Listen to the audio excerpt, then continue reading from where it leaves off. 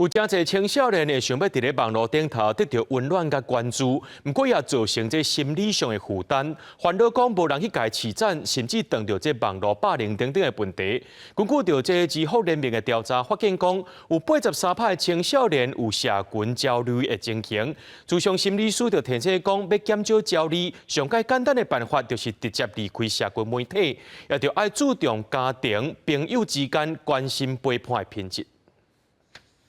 青少年使用社群媒体为着要交朋友、甲心情放轻松，毋过煞嘛造成青少年会开始烦恼无人家饲赞，朋友出门煞无来相招，也是惊有人伫网络顶悬讲家己的歹话。根据智福联盟的调查发现，有83%的青少年捌出现社群焦虑的状况，这甲这个世代自细汉就开始长时间使用社群，接触网络世界有关系。很多孩子都自称，他们大概10岁就可以拥有手机，11岁起他们就开始创社群的账号。那平均每个人都有3.5个左右的平台账号，同时每周上网时数超过35个小时。自上心理师表示，伊直直接触到有社群焦虑的青少年，上重要就是爱去了解因背后的心理状况。自上心理师嘛讲，要减少社群焦虑的方式，就是直接离开社群。方式真简单，不过要做真困难，需要家长的协助。上好是让囡仔使用社群的年纪愈晚愈好。嘛表示真侪囡仔会想要伫社群得到温暖，代表因真需要家长、朋友也是老师的关心。